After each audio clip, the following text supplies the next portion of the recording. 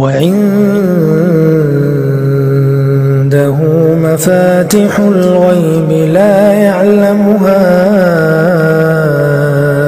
إلا هو ويعلم ما في البر والبحر وما تسقط من ورقة إلا يعلمها ولا حبة في ظلمات الأرض ولا رطب ولا يابس إلا في كتاب مبين. Alhamdulillah, malam hari ini insyaallah kita akan memasuki bab yang baru, yaitu bab al-murur baina yaday al-musalli, salah satu bab di dalam kitabus shalahnya Umdatul Ahkam, yaitu bab tentang bagaimana hukum lewat di depan orang yang sedang sholat. Hadis pertama yang dibawakan oleh Al-Hafidh Abdul Ghaniyul Maqdisi rahimahullah, qala rahimahullah an Abi Juhaimin ibn Simah Al-Ansari radhiyallahu ta'ala anhu qala Rasulullah sallallahu alaihi wasallam law ya'lamu al-ma'arru baina yaday al-musalli madza alayhi min al-ithmi lakana an yaqifa arba'ina khairan lahu min an yamurra baina yadayhi. Qala Abu Nadhr la adri, qala arba'ina yawman aw syahran aw sanatan. Bab tentang lewat di hadapan orang yang sedang sholat.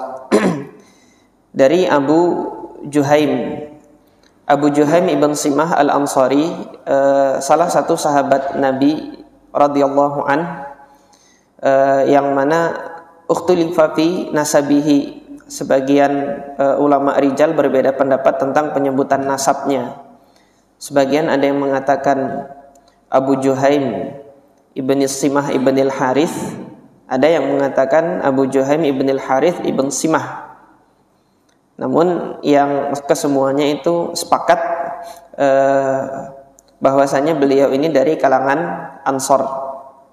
Abu Juhaim itu adalah kunyah, qila ismuhu, jadi dikatakan namanya itu adalah Abdullah dan kunyahnya adalah Abu Juhaim. Abu Juhaim ini adalah keponakannya dari sahabat yang mulia Ubay ibn Ka'ab Al-Ansari, sama-sama dari suku Khazraj, dua-duanya Al-Khazraji. Jadi Ubay bin Ka'ab itu punya saudari wanita, menikah dengan As-Simah atau dengan Al-Harith ini karena berbeda nasabnya ini, apakah Simah ibn Al-Harith atau Harith ibn Simah, menikah dengan ayahnya Abu Juhaim, maka lahirlah Abu Juhaim. Jadi Abu Juhaim ini adalah ibnu ukhti Ubay ibn Ka'ab. Dia putra dari saudarinya Ubay ibn Ka'ab radhiyallahu taala anhu. Sahabat yang mulia Abu Juhaim ini cerita hadisnya ya, ditanya oleh salah seorang tabi'in yang di Madinah, yang namanya Busr ibn Sa'id, diutus untuk menanyakan tentang hukum lewat di depan orang sholat. Bagaimana hukum lewat orang depan sholat? Nah, kemudian Busr ini menyampaikan kepada Abu Nadhr.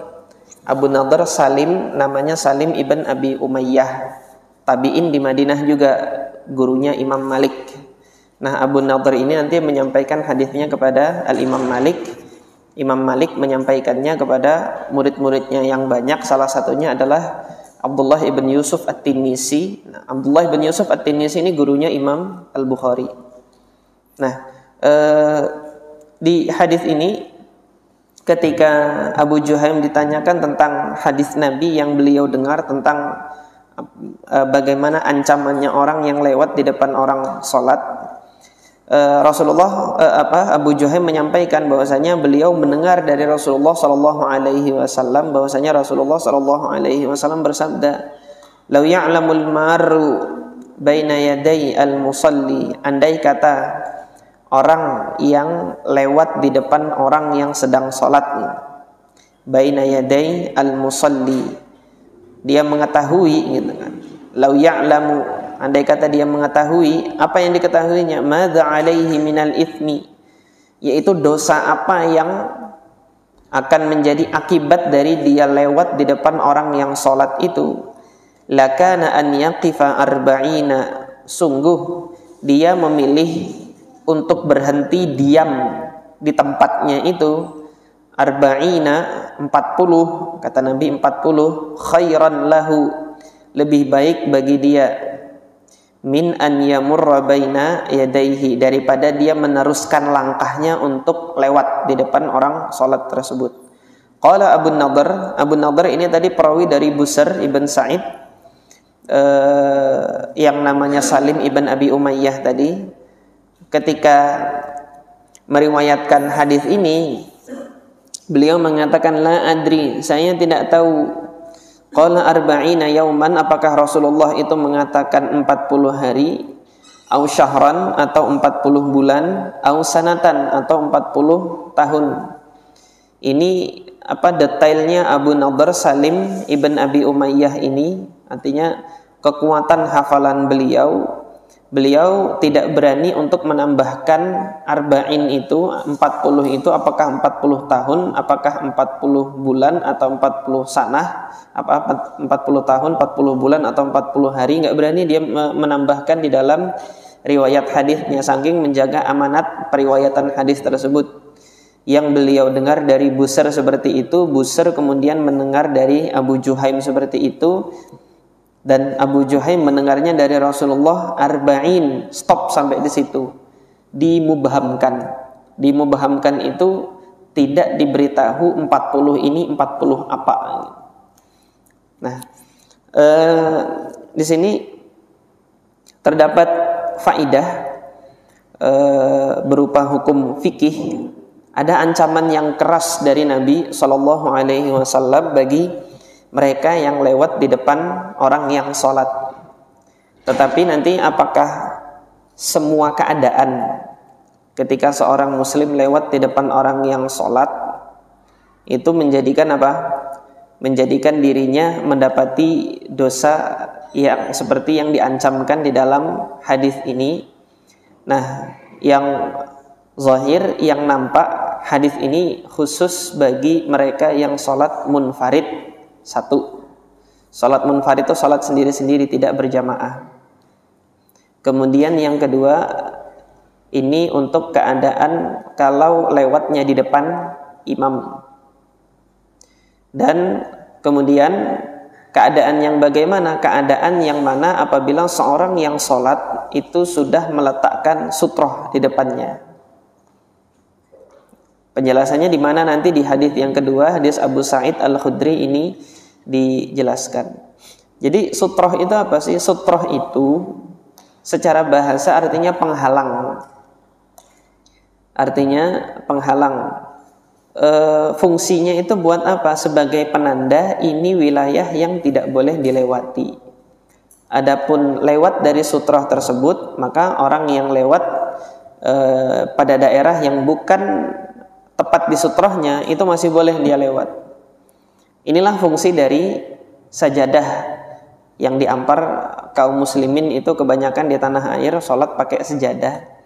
Itu diantara fungsinya itu adalah menetapkan wilayah, menunjukkan bahwasanya nanti orang yang memang mau sholat itu dia lihat antara jaraknya dengan jarak sejadah tempat sujudnya itu, disitulah nanti orang tidak boleh lewat. Adapun nanti yang lebih dari itu boleh lewat. Hanya saja penggunaan sejadah ini didasarkan pada hadis yang diriwayatkan oleh Abu Daud fi isnadihi maqal. Jadi kan Rasulullah Shallallahu Alaihi Wasallam pernah menyampaikan, barang siapa yang sholat melaksanakan salat, qama ila shalah falyaj'al tilqa'a yadayhi syai'an falyansib ason, hendaknya menancapkan tongkat. Kalau tidak ada yang ditancapkan gitu kan, di riwayat lain disebut harbah. Harbah itu tombak yang pendek gitu. Kalau tidak ada itu, maka falyakhutta khattan, hendaknya membuat garis di depan. Nah, tambahan membuat garis di depan ini yang para ulama hadis itu berbeda pendapat apakah sabit dari Nabi atau tidak. Yang zahir yang nampak bahwasanya tambahan untuk membuat garis di dalam ucapan Nabi itu bukan hadis Nabi Shallallahu Alaihi Wasallam. Nah, jadi meletakkan sejadah itu adalah sama dengan membuat garis didasarkan pada hadis itu tadi. Nah, apabila tadi hadis yang diriwayatkan Imam Abu Daud ini secara sanadnya lemah, maka apa hukumnya orang membuat sutrah itu hanya dengan garis begitu saja gitu. Hanya dengan garis seperti itu saja. Allah Ta'ala a'lam, yang nampak di sini boleh. Hanya saja yang lebih utama adalah membuat sutrah itu, menjadikan sutrah di depannya dengan sesuatu yang tinggi. Di riwayat lain disebutkan mithlu mu'khiratir rahli, tingginya sutrah itu seperti sandaran pelana orang yang duduk di atas kuda atau di atas unta, atau mu'khiratir rahl, sandaran. Jadi minimal ketika antum nyandar ke belakang itu tingginya seberapa sih? Kan setinggi punggung. Nah, ketika itu setinggi punggung, minimal seperti itu batasan sutrah yang tinggi. Tapi hendaknya dia tegak gitu, sebagai penanda bahwasanya wilayah ini nggak boleh dilewatin. Tapi kalau itu nggak ada gitu kan, apakah kita tidak berbuat sama sekali gitu kan? Ketika tidak berbuat sama sekali, hendaknya membuat garis itu aja sudah menjadi penanda, dan ini dibenarkan secara qiyas gitu loh. Secara qiyas itu apa? Yang penting ada tanda. Yang penting ada tanda bahwasanya ini wilayah apa? Wilayah kita sholat, dan lewat nanti antara orang yang sholat dengan penanda tersebut, yaitu sutrah itu nggak boleh lewat. Adapun wilayah yang di depannya lagi, baru silahkan orang mau lewat lalu lalang, tidak mengapa gitu. Nah, ini yang menjadi patokan dari hadis ini, yaitu orang yang lewat itu dia terancam dengan dosa ini manakala orang tersebut itu sholat sudah ada sutrohnya.